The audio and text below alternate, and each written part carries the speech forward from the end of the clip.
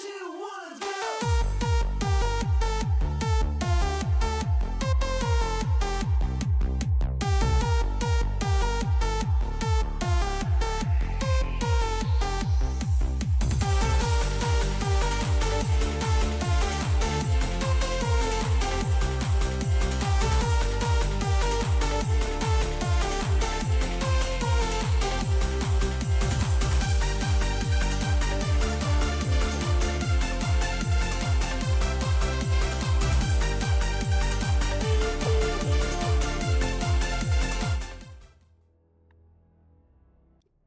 Hello and welcome to the Rift. Tonight we're going to be covering Blue Otters Premier League. I'm going to be your local casting cowboy Korek, joined of course by Rue. Say hi, Rue.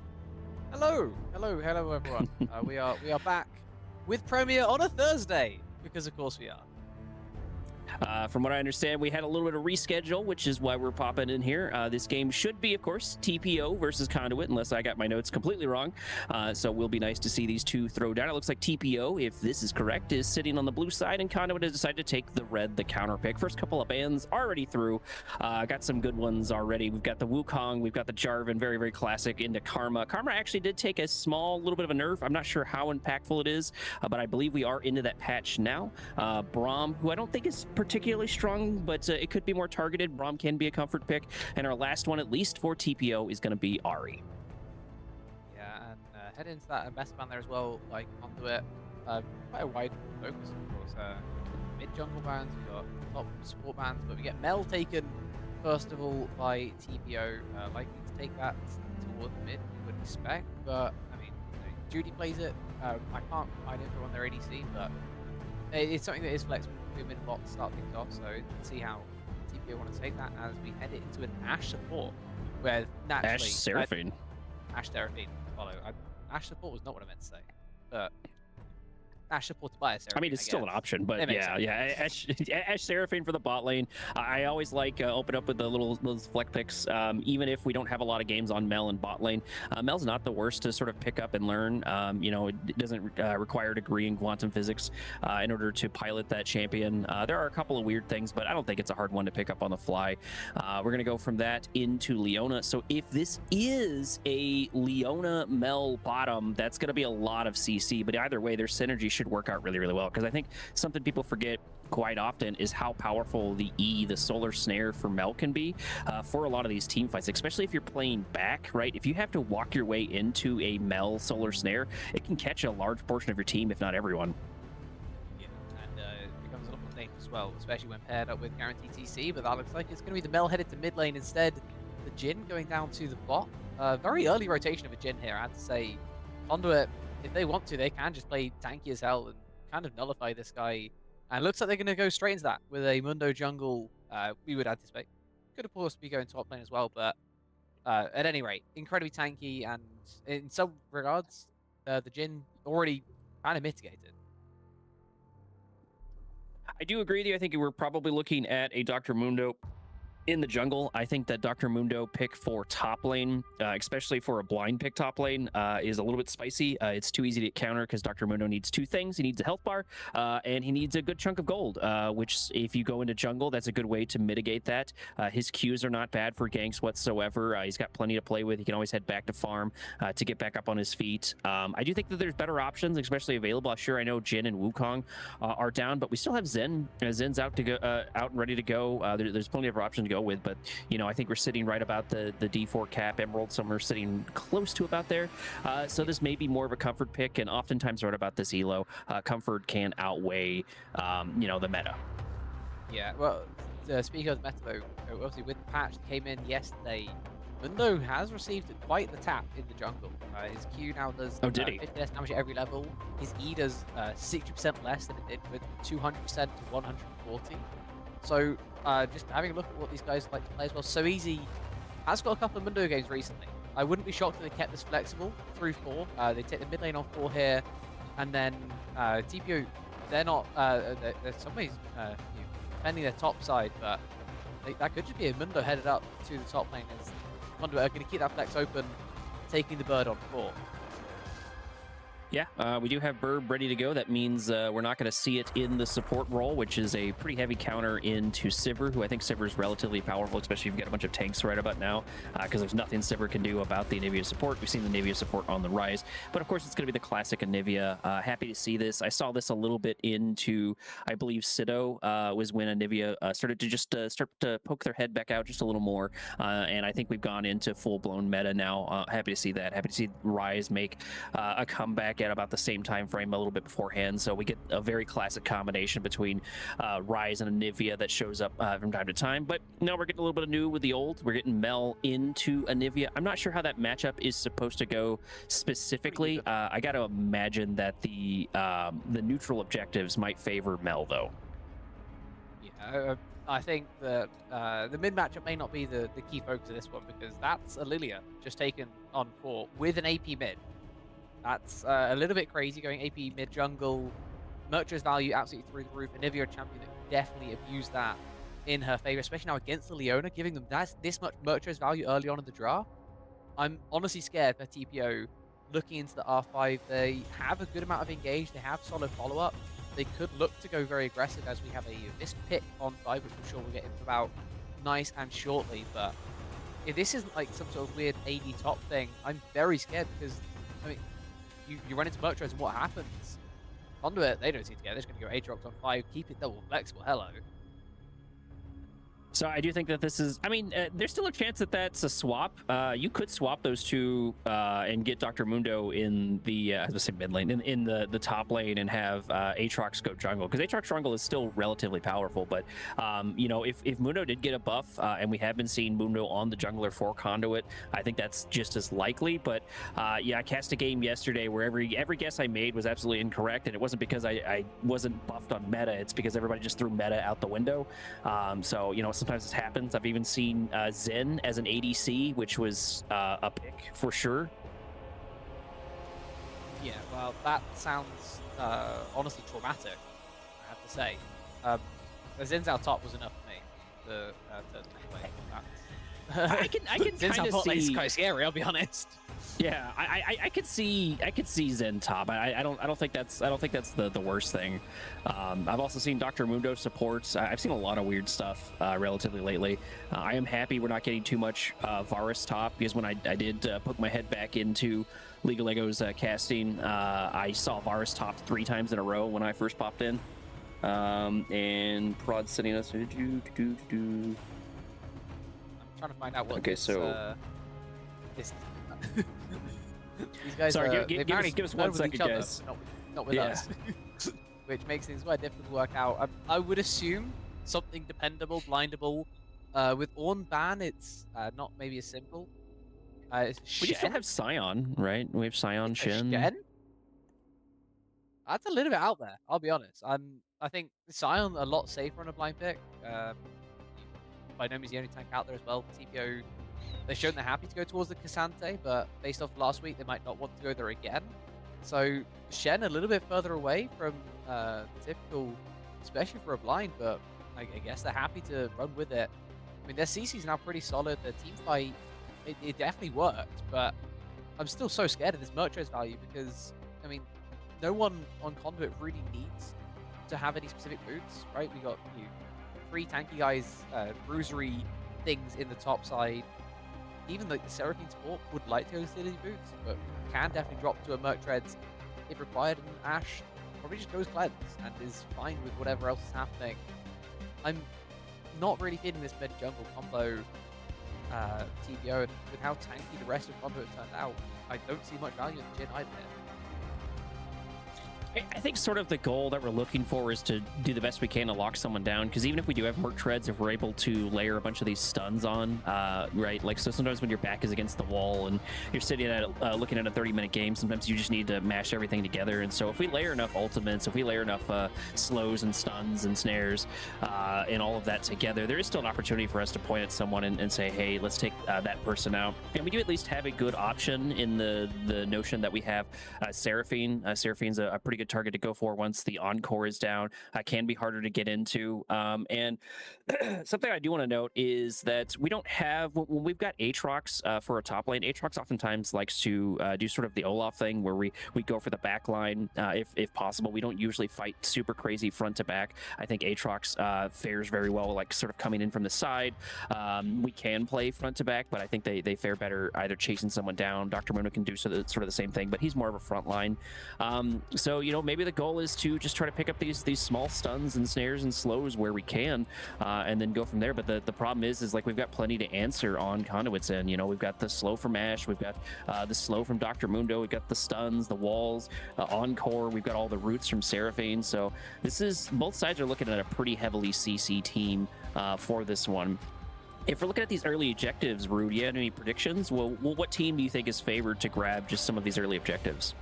I mean, Ash Seraphine is difficult to overlook, right? It's so good at time price, especially when you have a melee champion on the other side of things. Leon is going to have a real tough time pressuring anything in that lane. So I feel like Ash Seraphine is going to grab a large portion of that prio, and that should lead into Conduit grabbing a lot of those early objectives, even with maybe a not as strong Mundo in that early game. I think Conduit should definitely be looking strong on the bot side. Mid and top, it's I have to say less obvious.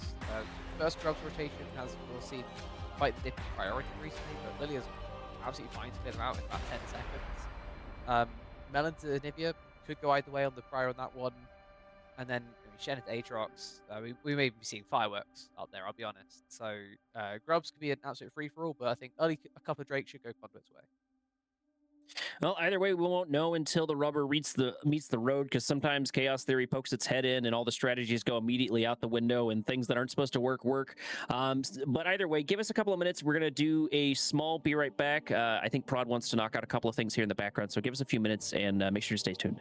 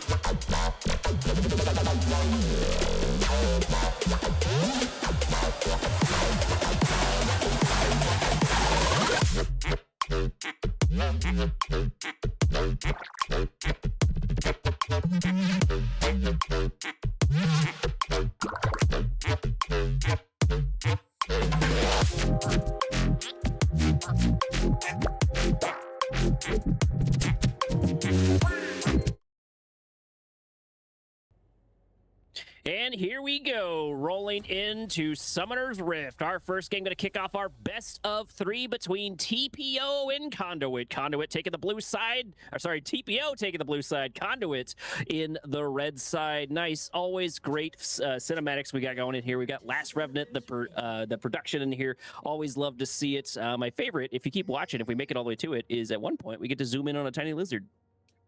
I think isn't that a game 3 thing? I think so. Isn't that game maybe. Thing? Oh, hold on. Might be the most important part of the early game here. Find out as no, definitely not the most important part of the early game. I thought we were gonna go for the frog. I thought that was the most important part. Did take a little bit of trade inside of the bot lane. Seraphine took quite the hammer. Yeah, frog. Oh, I forgot about the duck. I forgot the duck was there. I don't know if you knew. This is a perfect time to segue while we get a dramatic pause. But during the winter map in the bottom right corner, sort of over here on the right, if you were watching, there was like a really terrifying Santa ergot. That was just frightening, like, and off into the corner, and I think like barely anybody noticed it whatsoever. We're just gonna do some funny things with the camera while we're waiting, I guess. I think we can still kind of see the yeah, no, they're still there. Look at him. Look at that smug little face. Beautiful. That guy definitely does not have a mortgage. No, he's too heavy. Zero cash well. Fair enough. Yeah.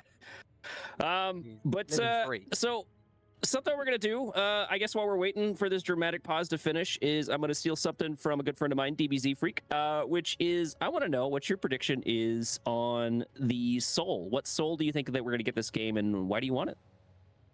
Well, my prediction might be different from why I want it, because I don't want it, but I think fair enough. Soul. That might change based on the first rate. I can't actually see the first rate, which means it's either Chemtech or Hex Tech, which might screw me, I'll be honest. But I've just got like a feeling that it's Chemtech somehow. It may be completely wrong. Feel it in your bones. I'm gonna take a shot in the dark because I was too distracted by the smug frog and the duck. But I'm gonna shoot for Infernal. I think Infernal's a classic, always a nice one to go with. I don't think anyone is really upset about getting their hands on an Infernal Soul. But I think we get the lizard. Yeah, we can't see his face because the stupid timer's in the way. But I'm not sure what the delay we've got going on here in the background. But at the very least, yeah, we get the lizard. So I'll take it. It's something. Yeah, it is something. As I mean, it's something we can talk about within the first minute of this game is how crazy that bot trade is. Conduit somehow finding a way to lose our early game as Ashe Seraphine into the Jhin Leona. They take a really bad trade. Now this lane phase is not as simple for them, right? Concrete's down under half HP, still has heal, still has his pots, so he's gonna be okay. But there's a small little timer here for TPO where they might be able to actually find that all in, and suddenly, if Seraphine dies early on, the lane dynamic really does flip around. Jhin with an early kill is very different from Jhin without an early kill. I like this rotating animal cam we got going here while we're waiting. But no, I definitely agree with you. I think Seraphine has taken a good chunk of damage, but I'm gonna go against the grain here a little bit, and it'll make one of us right. And I think that we still have an opportunity to get this trade to go in our favor, because you got to remember, Leona really needs that level 2. It's nowhere near as bad as Alistar, right? She can still walk up and get that stun, and most, I want to say the vast majority of Leonas do end up taking their stun instead. So if Seraphine does step up, Jhin has plenty of damage to follow that up, but this poke combination is really, really powerful. So if we're able to get a decent amount of poke off on Leona, if Leona gets just a little bit too cocky and continues to step forwards, hey, there we go. We're gonna get this secondary dramatic pause here in a second, though. But yeah, I still think that there is an opportunity. This is sort of a matchup that I'm a little interested in. I don't see Shin into Aatrox too often, so I am a little curious how that's going to go down. Yeah, Seraphine's already down about half HP. That should be about, I think each segment is 300 or is 100, so we have about 300 HP for that. That's not a lot in the combo department for Jhin. Go ahead, sorry. Very dangerous into the Ignite as well, right? That your heal mitigated, the pots as well taken away. I mean, if Pink Penguin either looks for a thrash Q angle or just depending on what he's gone, if he has Zenith Blade, we're looking at a very dangerous position for Concrete to be in, even with the ward in the bush. But able to play it aggressive for now. I'm still quite scared though. Especially because they're going to be looking for this level 2 pretty heavily. And I hopefully Seraphine is shooting for that, because if you lose that level 2 advantage, especially after that really bad trade, things can really hurt. Seraphine did pop a pot, so that's going to be one resource out and a little bit of healing. And now we've begun the fight now for level 2, 1 minion down. I believe it's 2 minions, 3 minions. I forget exactly how many it is in the beginning. So it'd be this one. So, yeah, there we go. There's two. Yeah, so we did get the level 2 advantage. Now Leona is poised to sort of just step up. I feel like Seraphine's playing with fire, though, getting that close to Leona. I mean, everyone seems to be playing with fire. The Ashe just completely rolling over Yuna right now. Okay. Already using 4-shot. Hello. Yeah, just get the flash. Yeah, there's no reason not to flash that. I'm not sure why Ashe didn't go forward. Ashe definitely could have flash killed that, especially just immediately follow Jen. I think that would have been worth it, but it's not the worst thing for Seraphine to get it. Keep in mind, we do still have the passive for Burp, so even if we do take this quote-unquote kill, you know, we're still going to have that going. And most importantly, both mids still have their hands on a flash, and it looks like both TP, so we got double TP, double flash for that in. Shen's got his hands on a TP in the top lane. I don't expect a lot to happen here. I think Shin's mostly gonna be waiting for his level 6 to get his global off and, you know, do a little bit of juking into that. No real massive CS leads, I think, except so far for top. So Shin's faring a little bit worse than I expected him to, but he is under tower, so hopefully he can get a little bit up on that. We're only about 5 behind, which isn't the worst, but that can tick up pretty quickly. Especially when you're the one pushed on the right, it's much more difficult to pull that back. Aatrox showing his early game power, right? You effectively have 3 buttons compared to everyone else. Starting off with 1 and then able to transition that into a pretty solid lead to start things off here for Noodle for 2. Going to keep that pressure on Notorious, who is playing for TPO, by the way. That is a sub top laner playing for TPO. Important to point that out. I think they also have a sub for ADC today. I can't find Yuna on their sheet unless their ADC just changed his name and we didn't get told, which is entirely plausible. Ooh, looking for a first little stun here. The root is good. This should be a dead Seraphine. I don't imagine we're going to get out of this with all of the CC. And this is sort of the strength, especially early on. We don't have the Merc Treads that you were worried about. And I think even with the Merc Treads, this is a lot of CC to have to worry about. Speaking of CC, it looks like Mel is going to just absolutely miss their Solar Snare. Probably a little bit of panic coming in. The Burb able to get their hands on a little bit of HP. It looks like we did get it back there, so that TP is down. Mel has not backed just quite yet. Pretty decent rebuttal. And sort of unless Mel dies, they're in a pretty good spot. The CSing is not too bad. They should be able to back with a bit more, and I think they're waiting out for another little bit of an item. I think we just need a couple more on the CS to get what we want to have a decent back, which should put the Anivia at a bit of a disadvantage. Jin once again walking up, taking a bit of a trade. This Ashe Seraphine combo is showing exactly why it's meta. Look at this damage. Remember we were behind initially, so between all these stuns and these roots and these slow, you know, Chrome alone was just absolutely hammering Pink on their way out. Just 1 or 2 more shots are all it's going to take. We're going to play it safe, though. We're not going to go for that, and I don't really blame them. This is sort of their lane to dominate at this point. We have to back. We have no TP. We're down 2 flashes in the bot lane for both the Leona and the Jhin, so we're in a really precarious spot. That lead that we had previously has definitely been squandered, and same thing with the CS2. We're 24 to 33. Yeah, and that early game Jhin fight we're talking about, right? Early game Jhin with a kill, it is quite scary unless you end up going with the Scout Swing Shot and Tier 1 boots. In which case, I'm suddenly a lot less scared of this early game Jhin, I have to be honest. Like, his power spike is nowhere near at this point, right? He's looking to go towards a Storm Razor, I would assume. He needs the BS Sword, didn't quite have enough this time around, so as such, he's really not been able to spend his gold most effectively. His Judy Hot's very nearly take to death in the mid lane. Yeah, that was barely not getting that one through. That was about half a Ladybug's worth of HP. I'm pretty sure that was the exact measurement, so that's super close. Nevia's still trying to go for a couple of more shots. Starting on the harassment, we do have Lily once again looking for a bit more.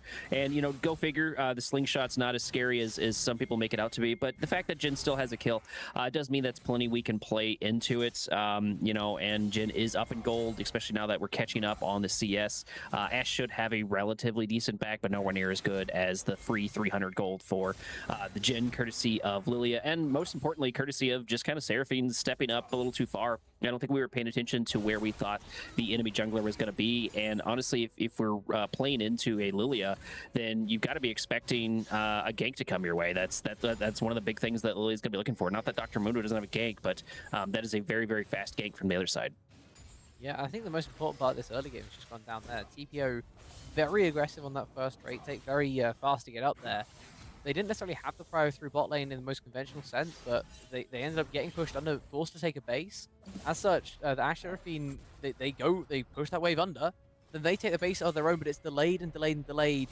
Great use, especially with the Jin W there from Yunus. We're going flashy forward. Flash forward, lunge. We're going to grab the stun immediately. Lily to follow it up here, but we're going to go into a root, so that's not super helpful. Flash forward, looking for the damage. Chrome alone, not able to get out, and that's going to be 2 kills for the deer. That means the gold for TPO is going to be mobile, which is not what you need because Dr. Mundo needs some sort of advantage, so hopefully he capitalizes on the fact that the deer is in the bot lane. Yeah, I mean, Nassian doing a great job trying to counter jungle as much as he possibly can. Unfortunately for him, his opponent now has a full-on Haunting Guise and is ready to run through. Unfortunately for the Lilia, though, that topside house now being claimed. Nassian able to claim a very solid camp advantage in exchange for his bot side getting destroyed in that 2v1. Just unfortunate positioning, not really respecting the fact that Lilia can be there, especially so soon after the Drake take. It has to be at the back of your mind, if not at the forefront, and that leaves Chrome alone completely summonerless for the next couple of minutes. Oh, a very dangerous position with Harrison. Hello. For another gank. I like this coordination. Looks like Singular Bread and Pink are pretty happy to go for these constant ganks, and no reason not to. We've got plenty of mobility on this one, and Singular Bread's trying to do a bit of harassment here on Dr. Mundo, but I think that's going to be a tall ask because you got to remember that Aatrox is doing fairly well in the top lane. We're about 20 CS ahead on Noodles, and that adds up really, really quickly. Sure, Shin still has a TP. I guess the TP is down now, and we should start a fight for the Void Grubs. Another thing to note is the Void Grubs are pretty muted compared to what they used to be, for sure. I think they can be powerful, but I think they need to be in like more specific hands, just kind of in general. Dr. Mundo is going to run into Lilia here, starting to fight over the Void Grubs. A little surprised by that. Looks like most people usually try to give that up. Aatrox coming here for the rotate. And this is what I was talking about. We don't have the prio. We're going to ping Anivia, but it looks like Anivia is starting to fight here in between Mel, so no response for either one, but I don't even think we need it. It seems like Dr. Mundo should be able to chase it down. Mel is here on the other side. We should have the Solar Snare,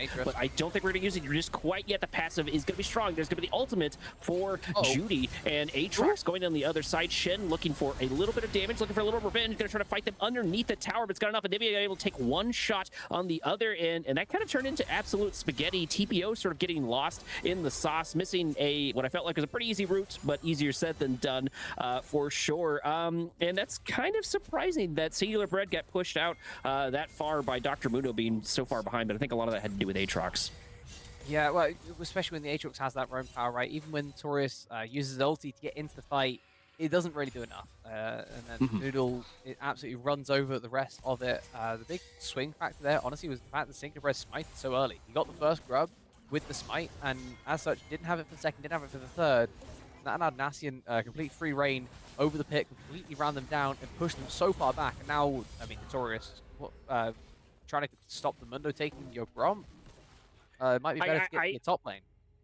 I like the thought process. Hopefully that's not a rage quit. I like the thought process, but, you know, I think you need to pay attention to your minimap. Sure, you can stop Dr. Mundo in the top lane and, you know, like maybe kill him, but you've got to realize that, you know, Aatrox is there. Aatrox has had a pretty dominant presence in the top lane, especially into the Shin. Shin's sort of struggled to find their place. We did have an ultimate pop on. I felt like the ultimate was just a bit late, sort of on the uptake. Could have been better, but like when people go for a lot of these fights, especially if you're going in the jungle, I always try to tell people, you know, ask why. Like, why is the Shin going there? Like, maybe you get a kill on Dr. Mundo, but who's there to support you? Who's there to support Dr. Mundo? You can clearly see Aatrox. It's a pretty dangerous play for a big maybe kill. And, you know, maybe you don't even know if Dr. Mundo's ultimate is up at the time. Plus, Dr. Mundo has Smite. We could get a level in the middle of the fight. We have Flash. We have so many tools to play with. And, you know, what are you fighting over? Gromp? Like, it's not that big of a deal. Taking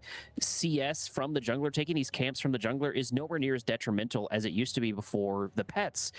You know, there's plenty of ways to sort of come around that. The biggest thing I think taking jungle camps does for you is it kind of funnels the jungle in a specific area, right? So like if you want to keep Lily, if you want to keep Singular Bread in the bot area, you're doing just that by keeping this over here. But now, you know, we've got a kill. It looks like Aatrox picked it up, so that lead in top lane's gonna be even stronger. So that's we've got almost a 30 CS lead, and now we've got a kill on Aatrox, so that's about a 600 gold difference in the top lane when the top lane was already really, really struggling. So this Shin's got to really want to get out of jungle.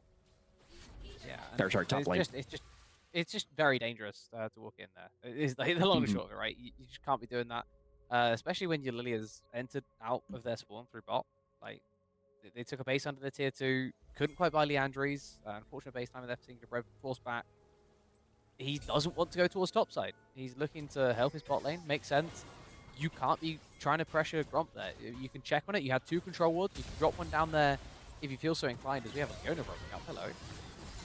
Leona looking for a bit of stun. These rotations for Pink, I think, have been really, really solid. This is exactly what I want to see your supports do. Support plays really, really well with the jungler and with the mid lane. And oftentimes, one of the biggest difference is just trying to get the support in here. The kill comes in, singular bread, pick up another one, courtesy of Pink. So it looks like that's going to be a common combination we see, and I don't blame them. I think Leona's got great rotation potential, especially when paired with Lilia. So we're very much so finding our voice. But, you know, Dr. Mundo's not doing bad himself. He's up on CS. Granted, you know, Lilia's got 3 kills.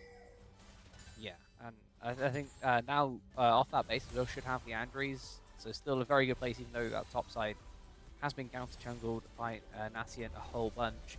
The biggest part of that TPO is that they have used 3 ults, though. That does mean this Drake that much more difficult to now contest if they do want to. I think Conduit should definitely be looking to get down there as fast as possible, though the bot lane has just taken a base with the prior they got in the bot side. Well, and something I think we got to watch out for, too, is I think this fight really just didn't favor Anivia. Once again, you know, we had someone try to go rescue the jungle camps, which I appreciate the idea. Like, maybe if jungle's actively being attacked, we're looking for a gank there. I do like this. So if we can lock down Noodles, this will be great. But this Aatrox is relatively strong and can turn this around. We did pop the ultimate, so that's not the worst little trade. Go in there, make Aatrox pop the ultimate, and, you know, even though it's got a relatively low cooldown, you know, at least putting some pressure on there that is going to make Aatrox think at least twice about going underneath tower, and especially looking at how low the tower is right now. Aatrox has almost got that down completely. This is disgusting at the top side. Notorious is unfortunately quite far away from him. He's going to have a tough time really bringing this one back. As I like the understanding there from Singular Bread. He knows that what's happening. He knows what's up, right? He knows that they just used 3 ultimates to get a kill in the jungle. It means that they can't even think of contesting Drake. Goes for the gank. Unfortunately, Noodles ready for it, even though he was that far pushed up in the lane. Happy to choose the World Ender when it's required. And the threat of the 1v2 way too much. Unfortunately, sends Singular Bread back to head out the bot. Curtain call does open up as we start a fight in the bot lane. Seraphine taking 2 shots, going to about half HP. The Encore going to pop off. We are going to pop the root, but it looks like we just did not have the vision thanks to that pink ward. However, we're going to get a rotation here on the Dr. Mundo. Dr. Mundo wasting the Q on top of the Leona. Leona doing exactly what she said, getting in range. There's going to be Singular Bread. There comes Anivia going for the flash, grabbing a kill on the other end as Chrome alone does indeed take it down. Singular Bread almost gets taken down as well as a massive root or a massive stun comes in, and we almost, there we go. The dot is just gonna be barely enough, courtesy of Jin's help there. So in the long run, I think that favors the other end. We do have to back off. We're gonna lose a bunch of plates and potentially a tower, which is a little unfortunate, but we blew a lot of resources basically for Chrome alone to die. Yeah, but I mean, they still get these plates, right? So overall, it's still probably a gold positive play for Conduit, despite the fact they took the death in that fight. Just one of those odd situations. Needle's investing TP as well, so he's kind of using his top advantage that he's gained to try and give it back to bot lane. Not coming to fruition this time round. Ends up just taking a nosedive instead. But overall, a fine play for Conduit. I like the fact they're trying things. They sent so many people down bot. They didn't really arrive at the same time, right? They keep arriving one after another, and it wasn't as coordinated as maybe we've seen from TPO, as they have been able to converge very nicely onto plays like this in mid. Pink, once again, having a very, very solid rotation into the burb, and it's just stun after stun after stun, you know, and it doesn't look like everybody's getting grabbing Merc Treads too much. And so this is the big thing I was worried about playing into TPO, but I agree with you. I think that's a good note to pull up here for Conduit.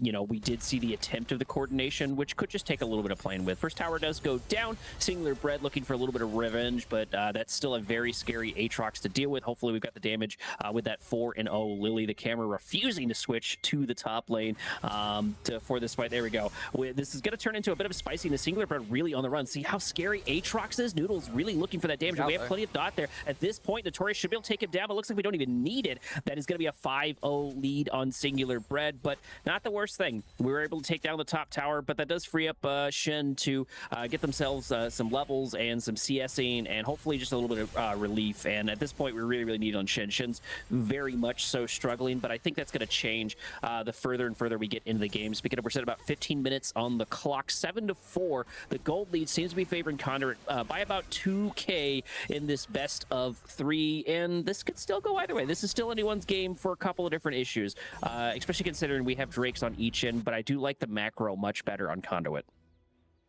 Yeah, I think they're looking for these plays, but not always working out in their favor, of course, as the kill score is currently against them, right? It's still 74 in favor of TPO. They're looking to make this play of the Rifter as well. Going to be able to get that without a contest. Able to find this timer where they've sent both the solo lanes and the jungler into the pit. Nothing on the other side of things. Bot tier 1 turret taken quite a while ago. Just kind of a bit surprised that no one's really on the map there for Conduit. Noodles taking a base, looking to go down to the bot side into that lane that has now grown a whole lot longer. Maybe a pressure on. I don't think we expected the rotation. We probably should have Shen here for that, whereas we're immediately going to pick up a stun. This should be a good opportunity once again to knock down Noodles. This should be a pretty good blow if we can just lock him down, but that's going to be easier said than done. It looks like we're going to get Dr. Mundo sort of waiting here in the bushes, dropping a Q, going to expose that he is indeed there waiting, and for some reason we did back off. I'm not sure where Jin's going as the Solar comes on the other end. Encore does miss, unfortunately, and we can sort of go into from fumble to fumble for the other side. I think we're trying to position and get things set up for an upcoming Drake. We still have about 40 seconds on the clock, though, so I guess maybe grabbing one of those kills wouldn't be too bad on either end. We're going to set an award here, but I don't think Aatrox wants this fight. The better way to set up for this Drake is to work your lane states, right? You don't need to go this aggressive on bot. You still have the prior. Look at where the wave is around, kind of where the old tier 1 used to be. When you have this many people converging on bot lane from TPO, that leaves mid completely open. They could have got that mid tier 1 turret and brought this game wide open on Conduit there. Instead, they try and turn into a fight. They try and commit almost 2v4. They keep TPO around for a couple extra seconds, but they rotate the Ashe down, they rotate the Seraphine down, and they end up missing out on a massive time. Nice route.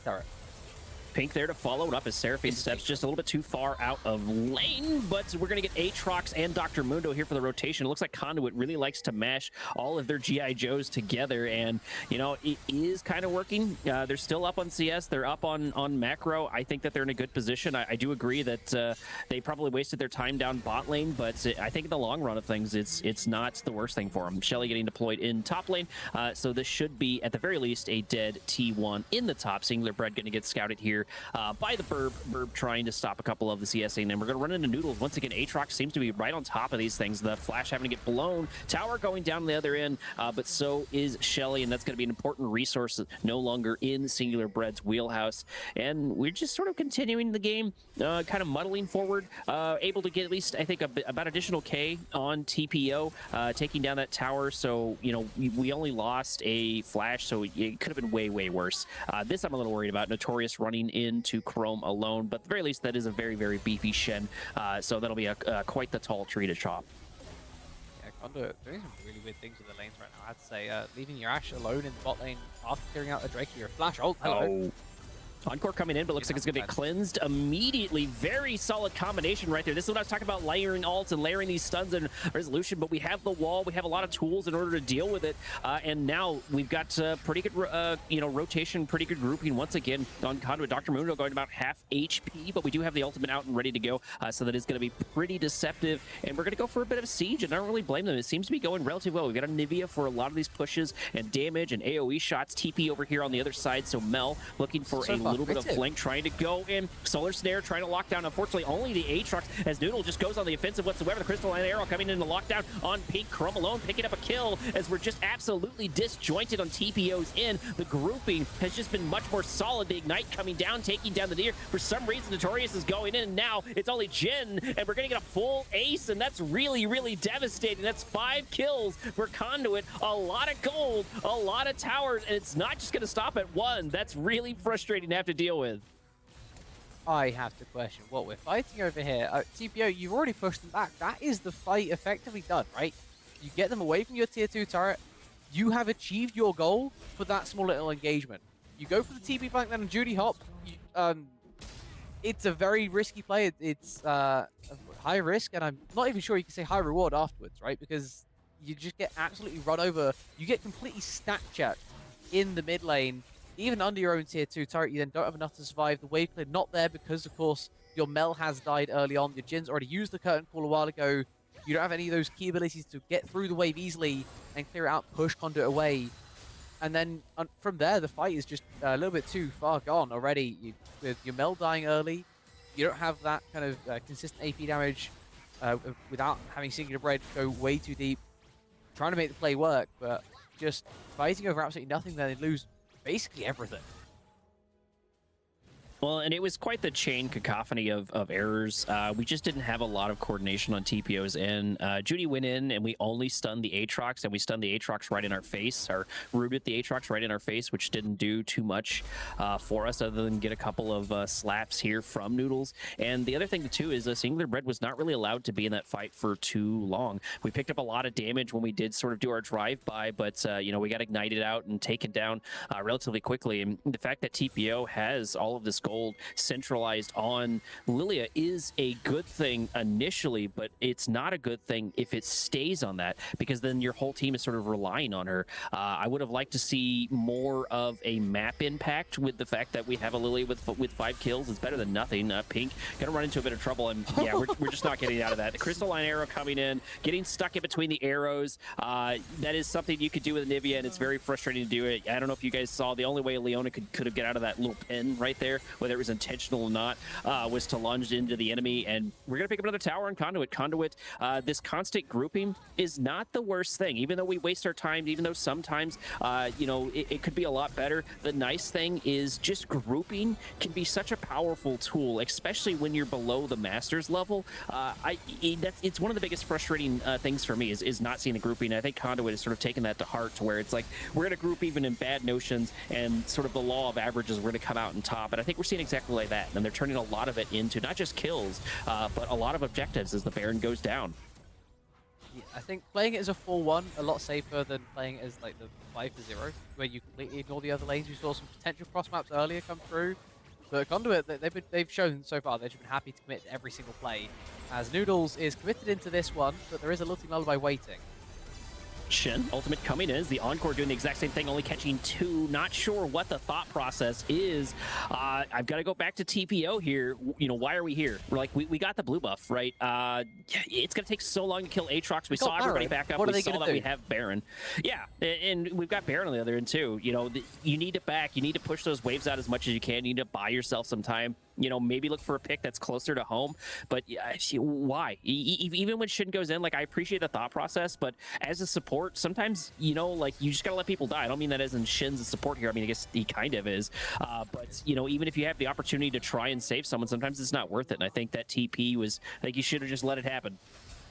Yeah, I think especially when there's just no need to be there in the first place. Looking for the fight, the 1v1, like, okay, congratulations, you're doing damage to the Aatrox, but he's healing through most of it anyway. And then you have to know, as a team, they just took the Baron.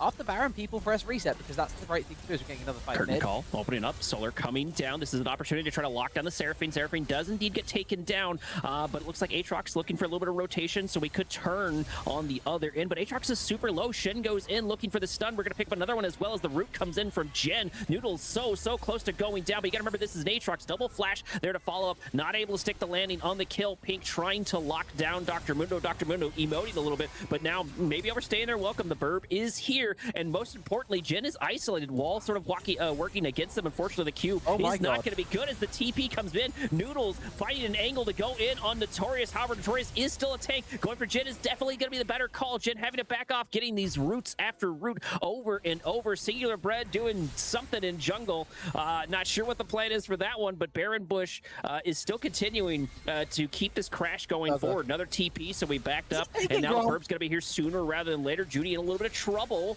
Jin walking up, probably not the safest call here. This is not a good spot for him to be as the tower goes down. The sieging continuing for Conduit as we just have a pretty dominant presence. Anivia taking a bit of damage. Rebuttal is pretty good, but it's only going to block a minor ability, and this should be a dead inhib. I don't think we end, but there's a non-zero chance we've got an opportunity. Baron's about to end. We have maybe one more wave, but only Super's going to be spawning in mid to really get there in time. I'm just confused, like, as a TPO perspective here. Do they have to give over these 2 turrets? I feel like if you play with 5, you have a very solid chance. Singular Bread was taking Gromp and then Wolves on the Conduit blue side, and now he's going to get sniped from miles away. Yeah, Crystalline Arrow coming in on top of Encore. Shen going for the save. This might be a better save here for this one as Leona does to follow it up. We are finally getting the ripping here for TPO as just Dr. Mundo is not allowed to play the game. Gonna get shut down. That's a nice little bit of gold. Lilia, Singular Bread turning things around for TPO as Curtain Call does open up, and this does expose the Jin as Anivia comes around on the other end, picks up the stun, ends the Curtain Call, and now we've got a really disjointed 2v4. However, Notorious has taken so much damage. Chrome Alone going to about half HP as the smite does split up, and we pick up 1 kill in Chrome Alone and able to just turn that into more and more and more.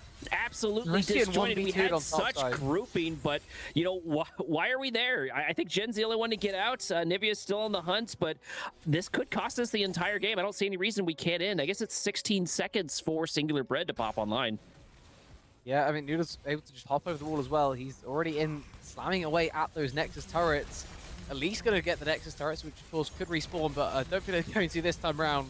Problem, happy to hit the Nexus. No time to clear the wave and stop the Nexus being deleted.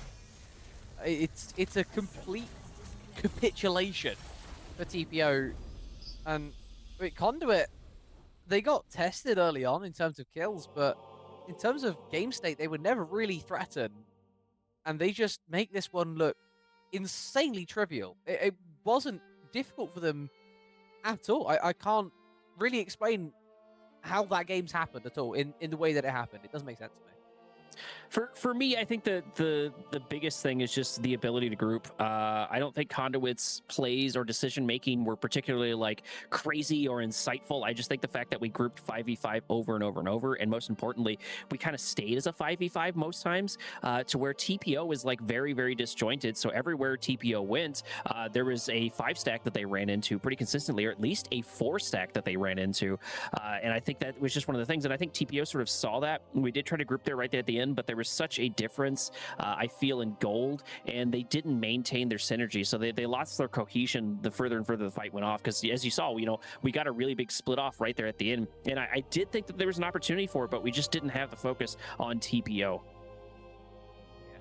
Yeah, TPO not putting in a good performance here at all in game 1, as we get to have a look through the damage numbers for this one here. I mean, they look good. They have dealt damage, but it's kind of fake, right? You there's numbers there. The heals.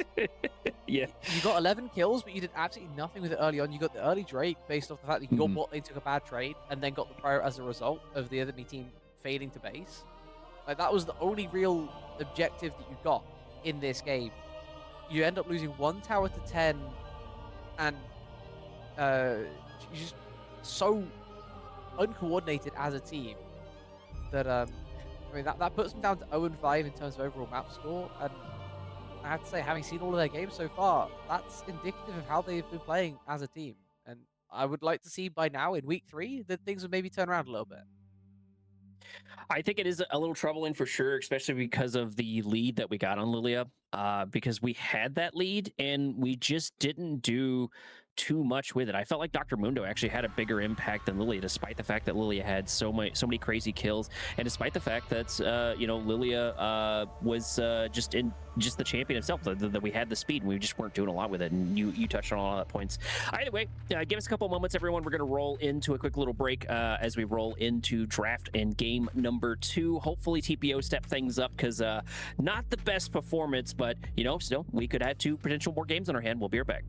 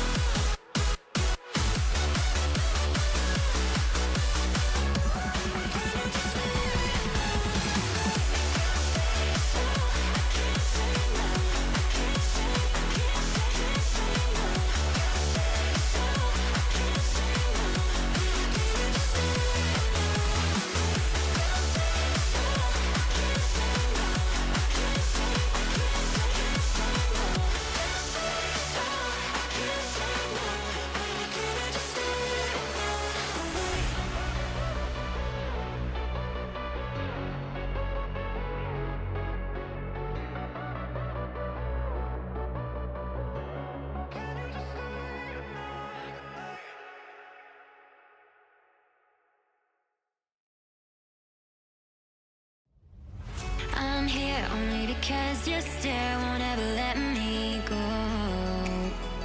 I'm here only cause I'm aware with you is better than all alone.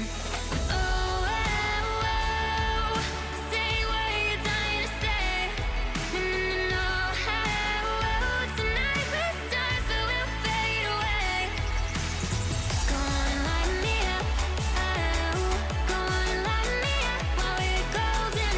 Come on and light me up. Oh, come on and light me up before we come down. Stars will always come down. So before we come down, down, down. Go on and light me up. Oh, go on and light me up while we're golden. Come on and light me up. Oh, come on and light me up before we come down.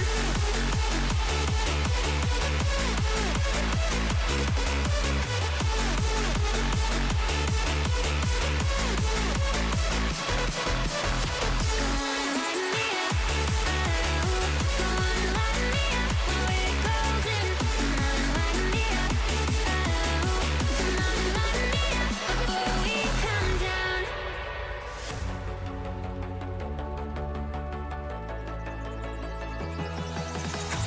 Show me where all your secrets lie and where your wild things go.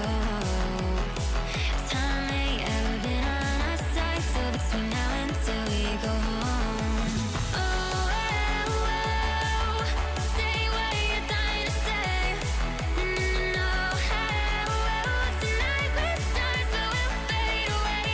Oh, go on and light me up. Oh, go on and light me up while we're golden. Come on and light me up. Oh, come on and light me up before we come down. Stars will always come down.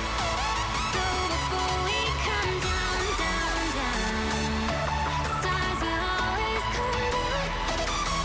Go on and light me up. Oh, go on and light me up while we're golden. Come on and light me up. Oh, come on and light me up before we come down.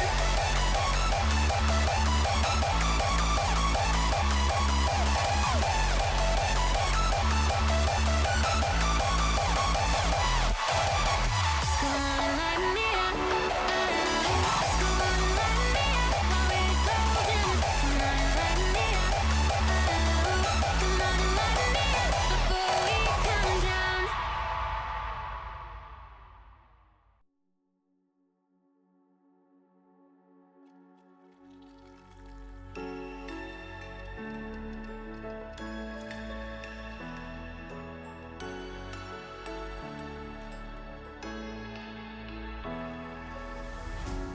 What does it mean to be happy? 'Cause it looks like we all don't know. Glass half full or empty. Man, we just putting on a show. Try to look to the heavens to tell us things that we beg to know. Like what did this all mean? There's no tomorrow. Oh, you know, I try to find a purpose in my life to drive me, to guide me. Oh, doctor, I feel dead inside.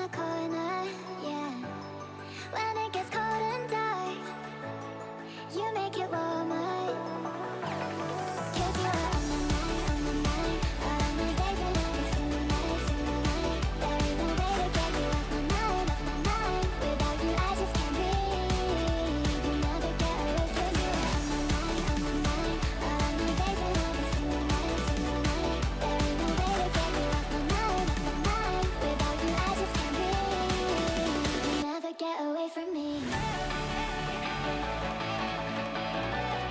'Cause you are on my mind, on my mind. 'Cause you are on my mind, on my mind. 'Cause you are on my mind, on my mind. 'Cause you are on my mind, on my mind.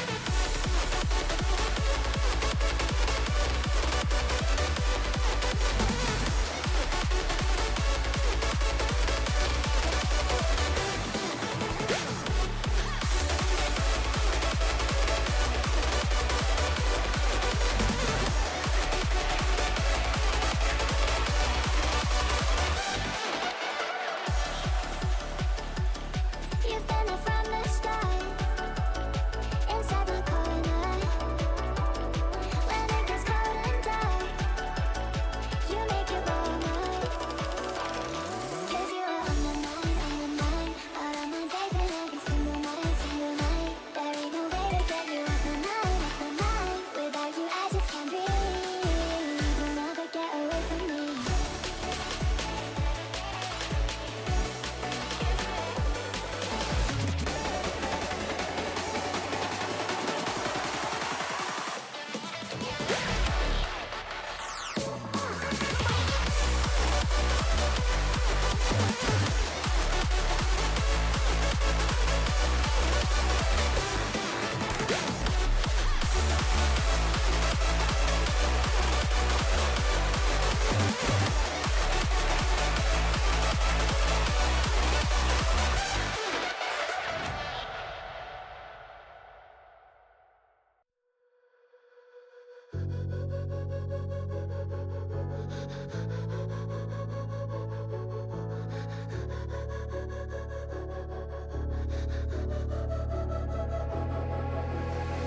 Head down the highway side, cold wind, but it feels right.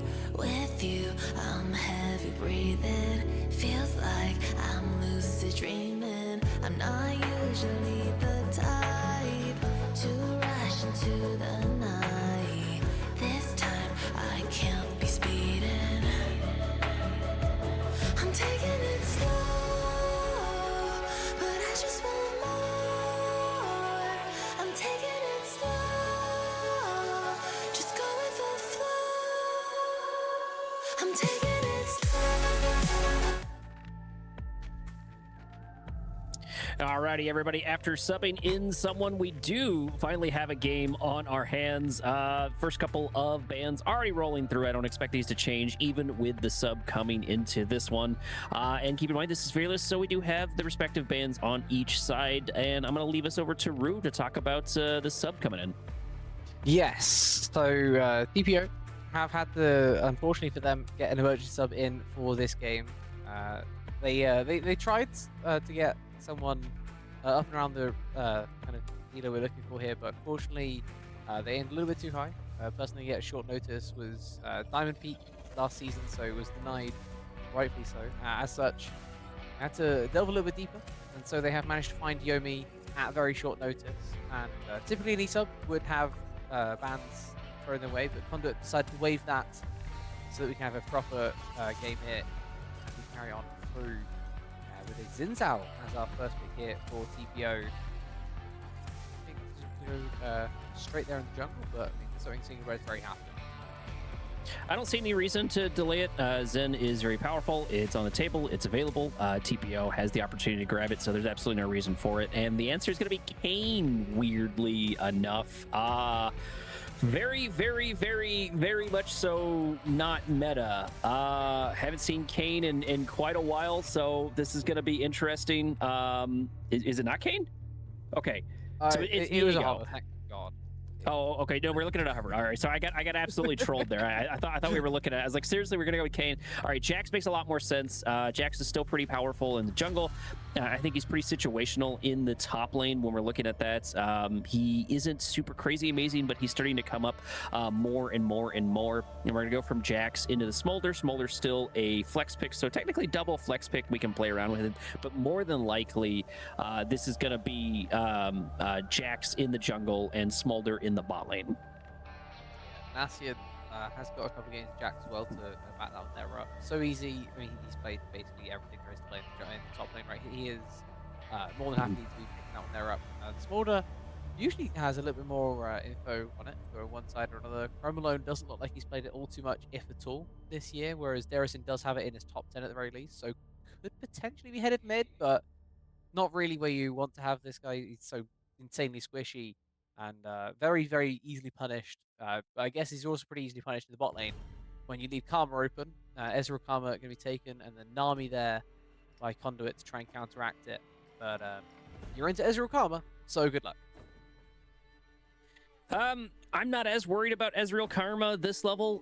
Karma is definitely pretty easy to play, but honestly, I'm gonna go with my philosophy of I don't think good Ezreals exist below like Diamond 1. They're few and far between. I think Ezreal, I've even seen T2 players struggle to find their voice on him, even when Ezreal is really, really powerful. I'm happy to be proven wrong. You know, maybe this is a super clutch pick for this one, and at the very least, Ezreal is easy to escape. I think Karma can offset a lot of that. Karma is significantly easier to play. But the other side, though, too, is I think we have Smolder and we have Nami in the bot lane. So while we have a good amount of poke here between the Ezreal and Karma, we've got a relatively decent counter, at least in form of the rock, paper, scissors for bot lane. We've got the sustain into poke, which is exactly what sustain is happy to deal with.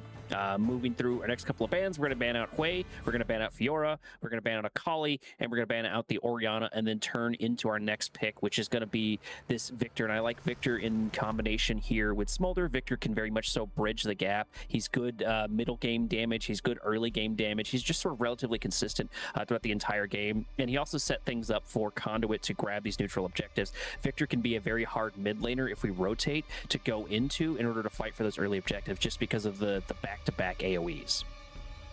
Yeah, I think great drafting as well by Conduit. Putting a heavy focus on the new guy into the game, who is an ADC main by trade. Yomi not used to playing in mid lane right now, so he's been sent into an off role and has been banned out pretty heavily in this one. But happy to be playing the Annie, I guess. Not the most fun time in the overall game, but he's going to have to try, and I'm sure he will be trying his absolute best.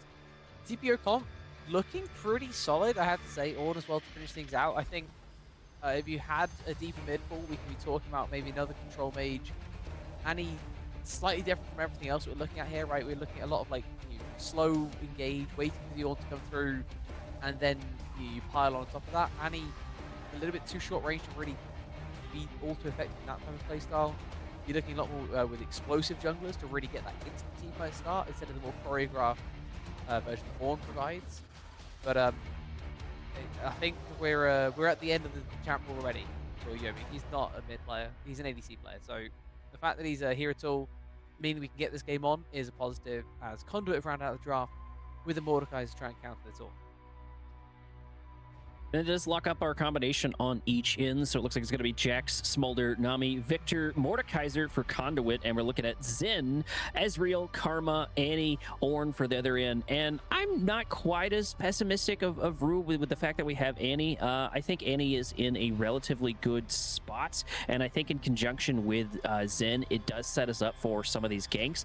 Singular Bread, TPO's jungler, is very good at picking up a lot of these sort of early kills. I think Zen is a good facilitator for that, and I think the combination between Annie and Zen can do a lot of work. I think it's also really good for Ornn as well. Ornn does a pretty good amount of damage early on. I've seen Ornns consistently get this early damage, and I think Conduit's really their angle to play with, especially with the fact that we have a Smolder, is I think we go once again for a macro play. We go for these towers, we go for these neutral objectives, and I think TPO is sort of poised more for getting our hands on a couple of these kills, a couple of these picks between the Ezreal, between the Karma. We've got a lot of sort of like pinpoint and burst damage that we can play with. Those tethers are going to be really, really important, but we won't know until the rubber meets the road. Give us a couple of minutes. We're going to roll into Spec Delay. It should be about 2 to 3 minutes, I believe. We'll have a timer here somewhere, but don't go anywhere. Make sure to grab yourself some refreshments and some drinks, because we'll be right back.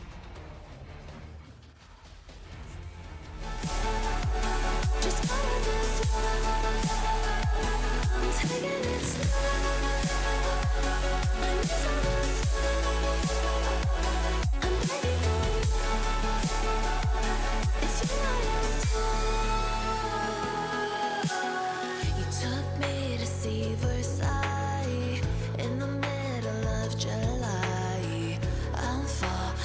into the deep end, giving into my feelings, afraid to go on this ride.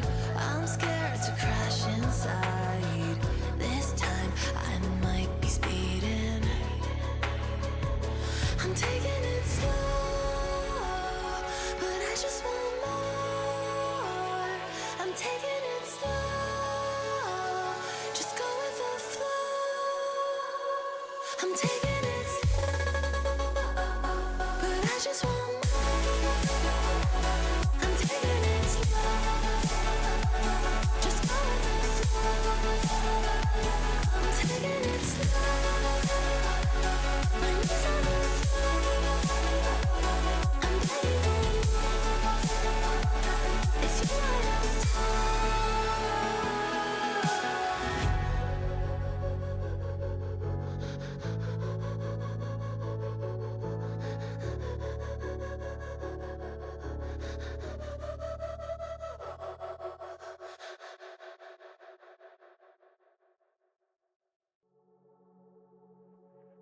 oh, broken dreamer is your mind. For all the scars that's leaving behind. We light the world up now. Let us fire in your eyes. Through the darkness into the night. Oh, broken dreamer is your mind. For all the scars that's leaving behind. We light the world up now. Let us fire in your eyes. Through the darkness into the night.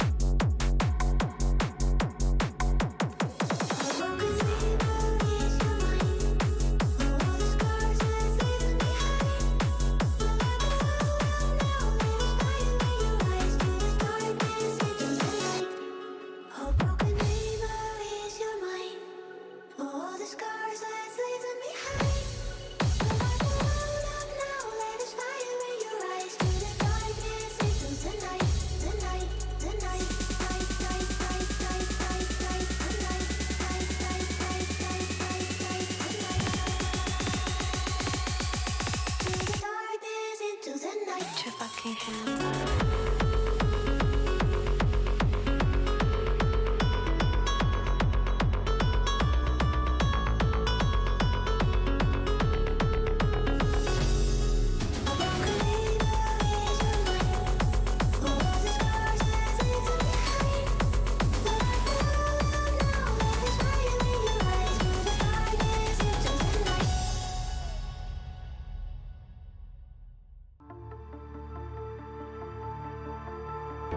The wolf, she cries at night.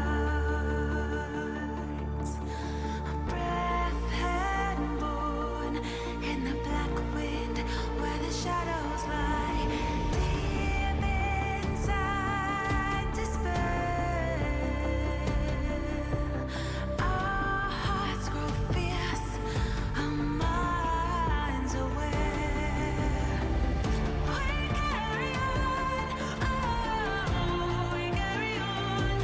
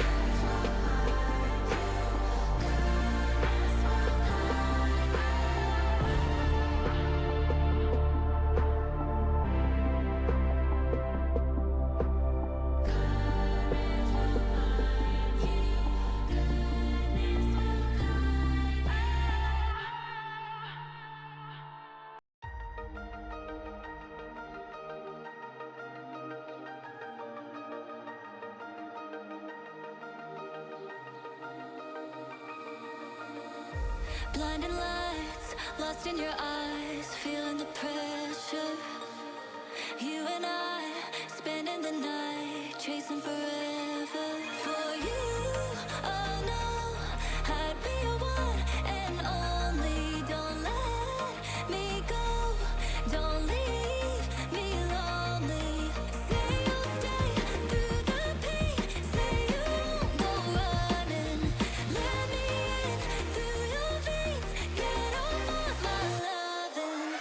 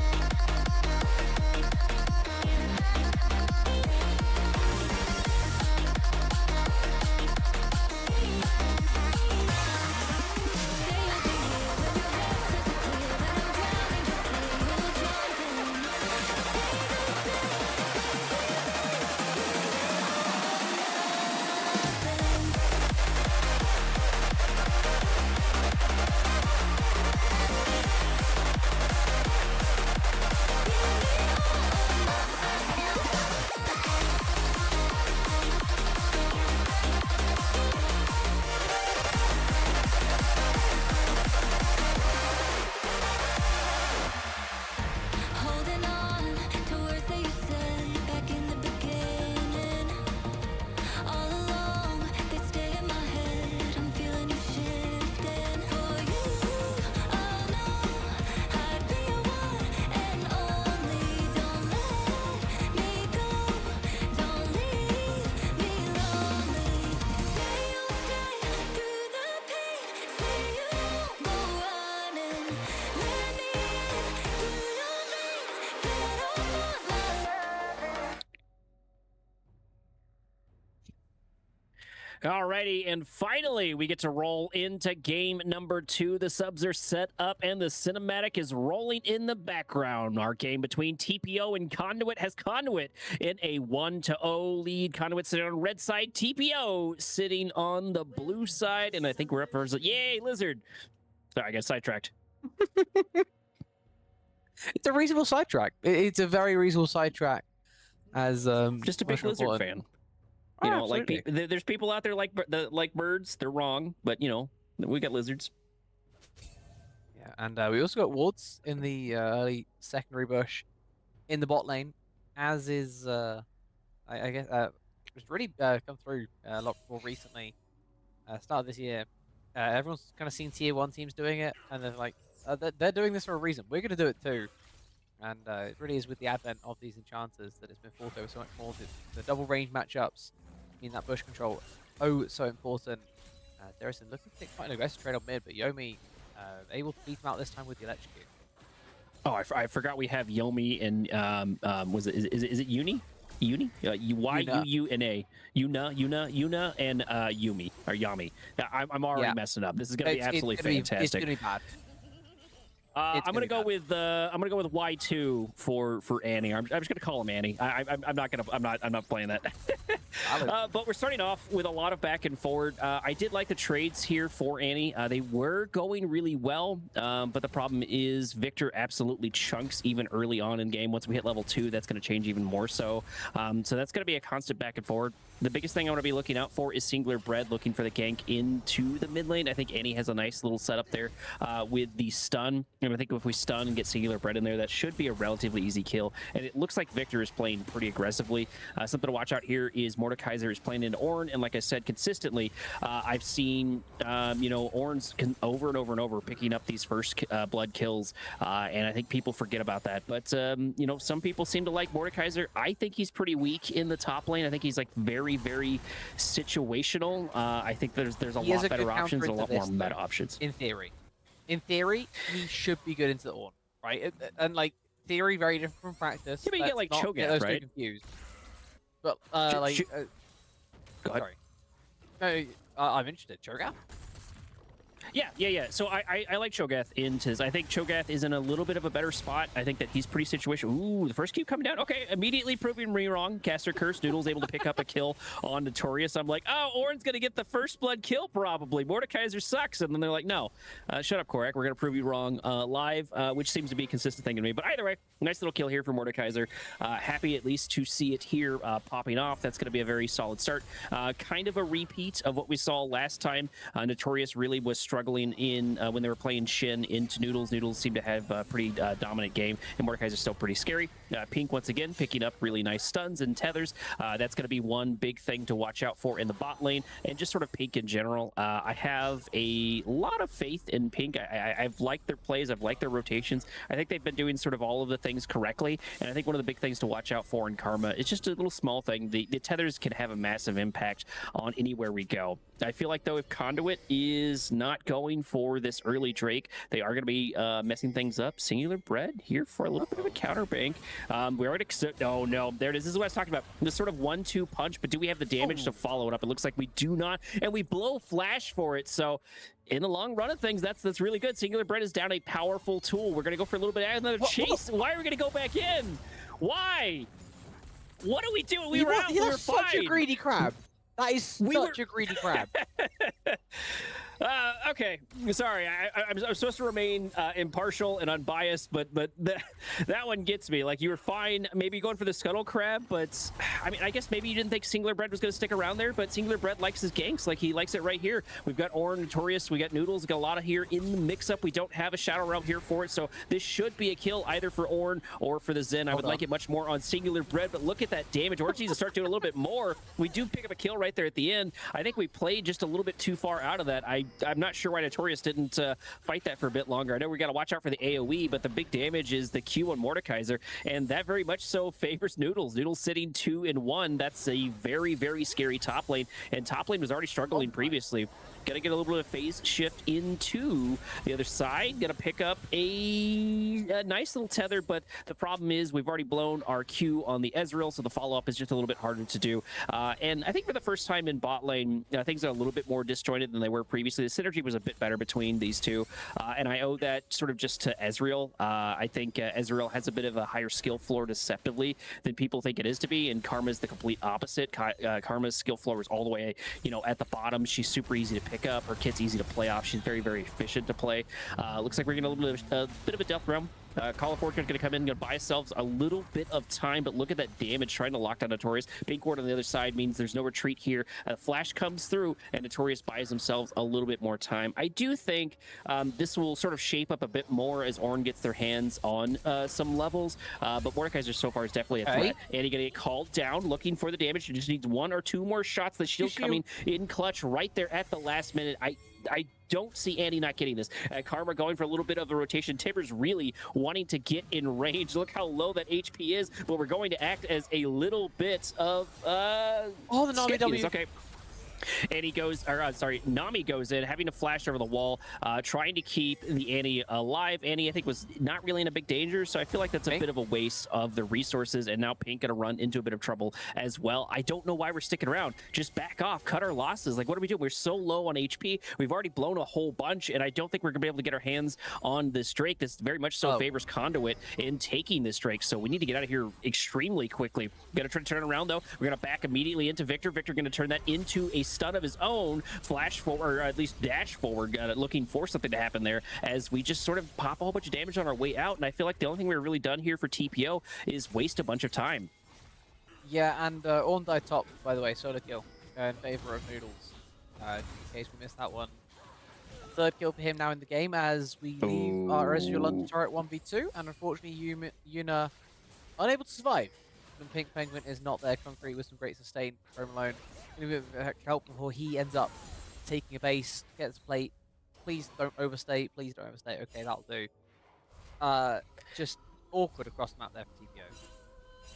Well, and I think Yuna has so much going against them, other than just the fact that Pink was not there. Oh, did we stop this? We do stop this. We can actually get the kill here on Karma. I don't know why we're not going for that. We saw the HP, we saw the mana. That tether would have been good. Already a good flash down. A couple more AAs, and that would have been a dead Chrome alone. I feel like that was Pink not having faith in that, because even if the Nami was there, that was a kill. I feel like you could easily could have gotten a double kill on Karma, but you didn't even need to worry about that. Either way, we did back off. We did blow a flash. And what I was going to say is, this Ezreal, I think, has so much going against them. We frequently don't have our rotating, ooh, did we pick up a kill here? Yeah. Pink going once again for another rotation, flash forward into the tippers, and that's going to be a solid kill on the other end. So we still have plenty of angles to go for TPO. So I think we have a little bit in the tank to play with. Pink's rotations have been very, very solid, and it looks like Annie is doing quite well in the mid lane. We were initially a little worried about that because I believe they got banned out. Like one of their top champions was Syndra, but I think Annie's doing perfectly fine.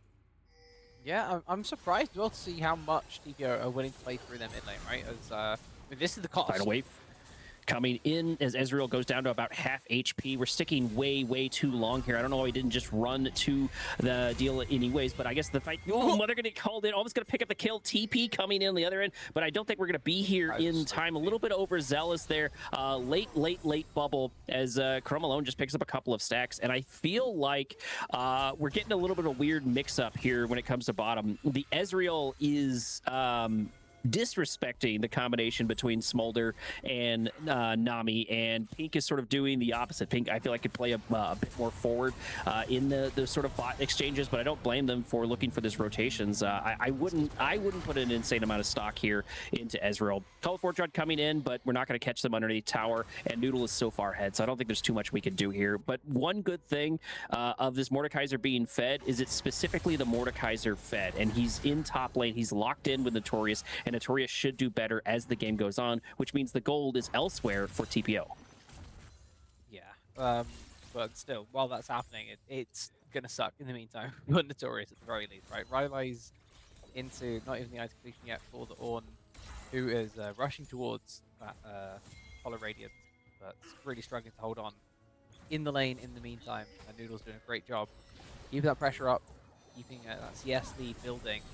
Really being able to put himself in a position where he can threat not just the Ornn, but then later on the Ezreal, the Annie, and what is the enemy jungle? Okay. Overstepping, and we're going to turn it into a little bit of tippers as Jax is actually almost the one to go down, but it doesn't matter because we've got the ultimate here for Victor picking up a kill on Pink. Pink stepping just a bit of a toe out of line, which is a little ironic because I was just talking about how I felt like Pink needed to play just a bit more forward. I think maybe we overcorrected just a tiny bit there. Either way, that's going to be a nice free kill for the other end. That does force Conduit back, and I think TPO shooting for this, and I think this is a bit of a mistake. Short Jax is pretty low on the other side, but we've got Nami here to sort of play with this. Hopefully we go over the wall and get out. The stun coming in. Singular Bread taking a whole bunch of damage as the bubble comes in, as well as the tidal wave. And this is pretty much just Conduit's early objective, and I don't blame him. Ezreal does try to go for the steal for Q as well, but it's just not going to be enough. I'm not sure why we're over-investing in sort of these scenarios where we just know we're not going to make anything happen. I don't see a realm where we snipe that dragon before they get there. I don't see a realm where we win that fight. I just don't know why TPO is down there in the bot lane. Play off of kills on Annie, head bot, head top, go for some of your farm, hit level 6. I feel like there's a lot better options to go for. Yeah, I feel like if you want to really push that Drake like you did in game 1, get that first Drake under your belt, then you have to commit everyone to that Drake on the fact that the Jax got pushed out and he might be looking for a base. The fact that you lost the Karma means you can't do that. Therefore, you don't get the Drake. Simple as that. You can look to make a play on side lane, but trying to stick around for that Drake ends up costing Singular Bread absolutely everything he had, right? He loses out the Drake itself, ends up losing the fight for his team, and that is a roam down here from Yomi. Could be looking to play, has flash up as well. This is one of the strengths here for Annie, is these massive rotations. Tether coming in as Pink almost goes down, and it looks like our spacing is absolutely phenomenal here on Chrome alone as we pick up a double kill, just taking everybody out left and right. This might turn into a triple kill here for the other end, and yes, indeed, that's going to be a triple kill on Chrome alone. We have accelerated probably two of the worst people we could accelerate on the map. Chrome alone probably has a massive amount of stacks. I don't know if Prod would do me a favor and click on the dragon in bot lane whenever we get an opportunity. I'd love to see those stacks. We've got to be sitting at 4 kills for this one. I'm not sure if we can see it though on our end, so Prod might have to tell us if he's able to. But even if not, I don't know what we're doing. I don't know why we're playing so heavily off of the Ezreal. It just, I mean, that play could have worked, but you need to have Tibbers, right? It's not like it's not a difficult equation here.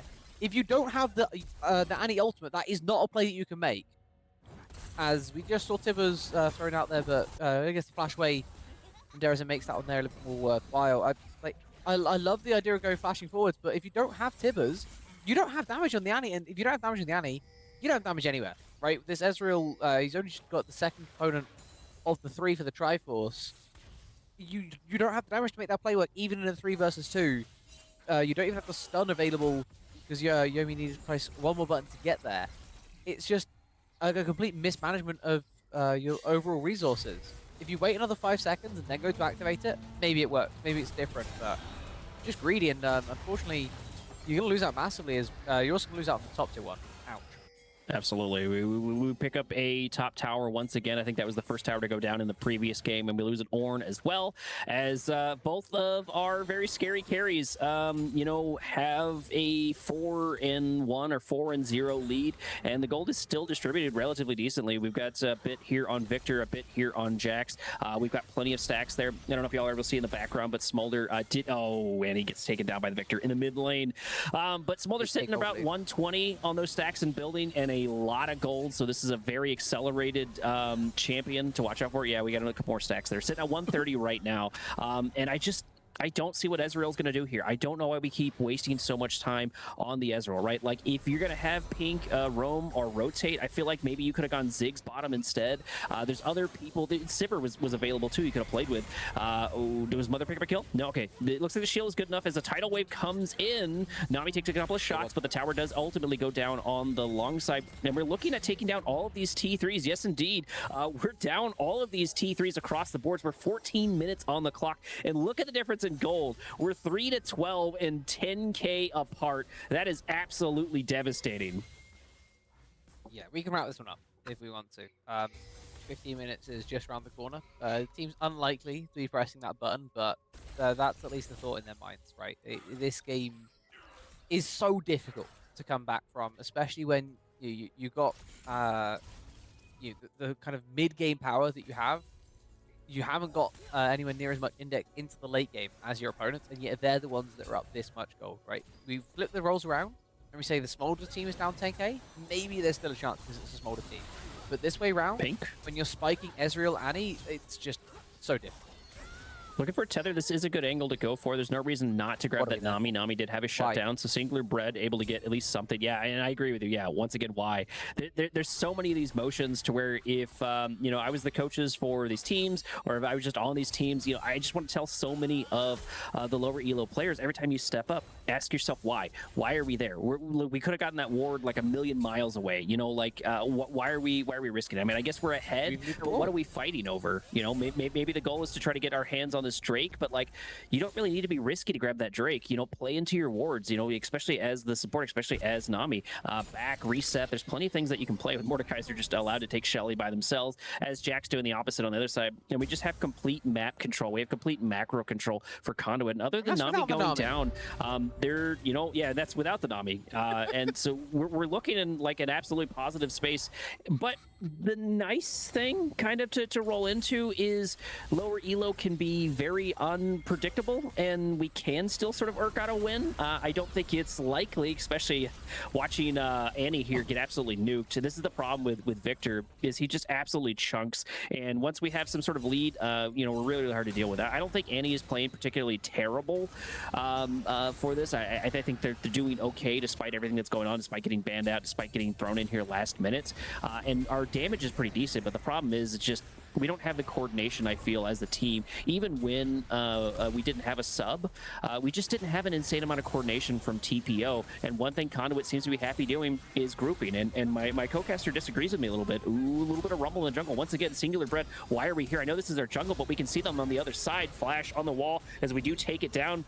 And that's Singular Bread's biggest tool to really stop a lot of this. Jack's going in on the other side, trying to lock down on the other one, but it looks like we are going to pick up a bit of stuns, but do we have the damage for it? 1 or 2 more shots coming in. Imagine if we had any other AEC. We actually get killed by Call of the Forge God. Didn't expect that. This is a good opportunity to turn it around. If we get these shutdowns, Death Realm going to get activated as we're trying to chase down this Ezreal. Honestly, that's probably the worst person Noodles can go for. This Ezreal's not going to do much, and you're just going to get surrounded and taken down. Both of those kills went to Ornn, which are not the best thing, but they're not exactly the worst. And now we're starting the fight here with Chrome Alone. Chrome Alone trying to find that angle. Ezreal just not able to get in there whatsoever, but Singular Bread sticking around because once again, Conduit is fighting over absolutely nothing. We stuck around too long, and Singular Bread is looking for these kills. Nami, what are you doing? Why are you trying to kill the Ornn? It's not going to happen, buddy. I appreciate it, but it's just not gonna happen. We stayed way too long, and this is what I was talking about when it comes to lower elo. There's this chaos theory that's mixed in here. You can do really, really well, and then you can throw it by sticking around too long, and Conduit's a perfect example right there.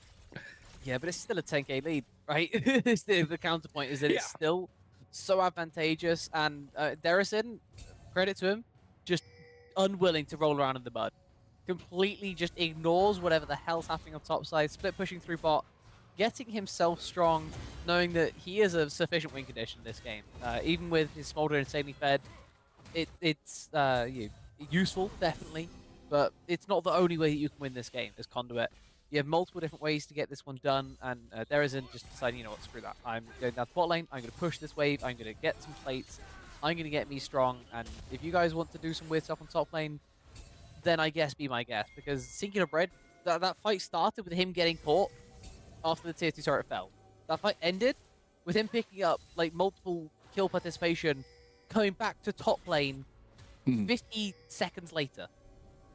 Yeah, we just stayed entirely too long on Conduit, and I don't blame the decision here for Victor, because the nice thing about Victor is even when Victor is not doing like super amazing, his damage is usually pretty solid, even if we're behind. Like I've seen plenty of Victors come back from like 0 and 4, like pretty consistently, or at the very least, if they don't come back, they're still at the top of the damage charts. They're still doing perfectly fine. So I don't really blame them. I think Victor is a very solid tool to use. I do think that Smolder can be very, very scary to deal with, especially when we have kills. But I don't like to think about Smolder as a win con. I like to think of them as sort of like a prize or something nice to shoot for, even if we get fed. I'm way more worried about like someone like Corki or Victor getting fed than I am a Smolder. Not that you can't put in on work on Smolder, but I feel like there's scarier people to run into, and I feel like I've seen Smolders get their stacks get really fed, and then, you know, about the time that we roll into sort of like the mid-late-ish game, right around there, Smolder starts to struggle. Like after we get those 225 stacks, which we're probably getting pretty close to. If Prod wants to click on Smolder one more time, just click on Chrome Alone. We can see those stacks. I've got to imagine we're getting pretty close to that 225 here sooner rather than later. It's the dragon whenever you get it. I don't think Prod plays League of Legos, but we're sitting at 8-5 or 8-15. Sorry, different score there. 20 seconds or 20 minutes on the clock. About 32k to about 43k. So 10k difference. 2 Drakes on the other side. So Conduit still having a very dominant presence, despite basically losing everyone but Victor and getting a bunch of shutdowns. There's still plenty of opportunities for TPO, I think, to turn this around, but this is going to be a steep hill to climb, Rue. Yeah, it's not easy at all for TPO to get back into this one. Only one shutdown left either, right? The rest of it, objective bounty, the easy way to get back into this, but I say easy, that's kind of maybe trivializing something that is not easy at all, as we could get a complete rundown opportunity here. Singular Bridge just once again way too far forward, and that's death.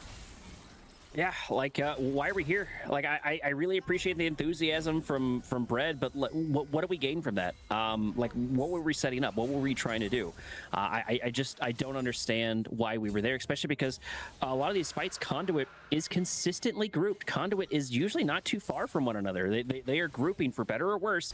They're essentially doing the StarCraft strategy of marine balling it, except you only have 5 Marines on this one. And they just keep doing that over and over and over. So I don't know why we don't expect that on TPO. I don't know why we don't see 1 or 2 of them and expect the rest to be right around the corners, because other than Victor not being there like one time, that's been pretty consistent. Yeah, that is now also Baron given over as well, because that's your jungler falling down in a play that you just did not need to be involved in. Ends up giving over another Purple Worm, pre-22 for Conduit. They able to use this in game 1 very effectively, getting themselves 2 inhibs to their name. See if they can do something similar this round, because there are no alpha turrets remaining, and they're just going to take a massive fight. Yeah, and once again, you know, there's no reason for us to be there. We're super behind. We don't have a lot of wards. Singular Bread wasn't there. There's just nothing to fight over. There's the Crescent Guard, but it's really going to be a moot point, and I think we might already be game over. I don't see a lot of ways to stop this. We have Baron. We have a lot of kills. We have the Drake. We're knocking at the gates overall. You know, there's 10 seconds on the clock till Pink comes back, but is that going to be enough time to buy time for the rest of the players, or are we just going to get staggered and taken down? And even if that's the case, I don't see a lot of angles for TPO to turn this one around. I know it's a little bit harder because, you know, they're down a player and they had to sub someone in. Yeah, so we're just going to start the fight immediately. Starting on the Fountains, 2 Fountains about half HP. We're fighting a valiant effort, but it's only going to buy us just a small amount of time. Annie is here, but we can just immediately focus on top of the Nexus. Bubble coming in to lock down Annie immediately. Nexus sitting about half HP, and the game is already over, folks. I mean, maybe if we ignore the Mordekaiser just needs 1 or 2 more Qs there for the base. There's an opportunity, but it's just not going to happen, folks, as we 0-2 in Conduit's favor, sitting at 10 to 23. 37K to 53K. Not a great performance by TPO.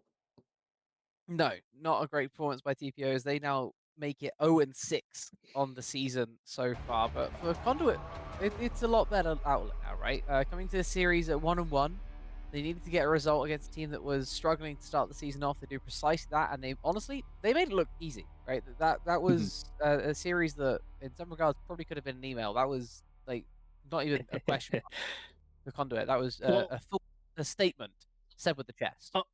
Honestly, my biggest thing is just something that I repeat constantly is why, you know, like why are we there, right? I think Conduit's sort of won almost by default. I was gonna say this earlier, but my co-caster disagrees with me just a little bit.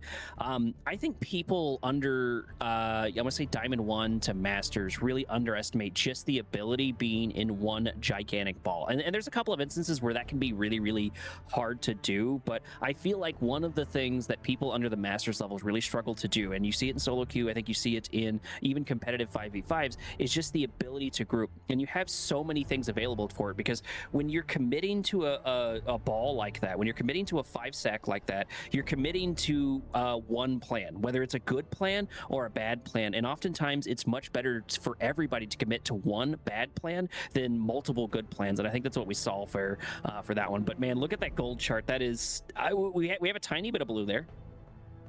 Yeah, technically. About 5 minutes in, it was looking all right, and then after that, it was not. Conduit just death balling their way to victory, and that's the kind of thing you can do when you get far enough ahead. You can just force everything. And TPO, they tried to force things back, but it was not there to be done this time round. I believe they end the day 19-1 in towers, which doesn't sound great. Yeah, it was not a good day for TPO, and honestly, so far it's been 3 very not good days for TPO inside of BOL Premier. But Conduit put themselves up now to 2-1 overall as we move forward in week 3. We will be back at the weekend with some more stuff. But you got anything else you want to add, Karat, before we head things off? Nope, just massive GGs to Conduit. Better luck next time for TPO. We still have plenty of seasons to roll forward. Been an absolute blast casting with my co-caster Rue. Massive congratulations here for Last. Always love to see his cinematics. Always love to see his stuff going. So if you like his work, you know, make sure to hit him up. You know, he's always looking for more and more gigs. But either way, thank y'all so much for joining us. This has been a quick one, short and sweet. I've been your host for the evening, Korak, of course, joined by Rue. But most importantly, this has been Blue Water. Thank you.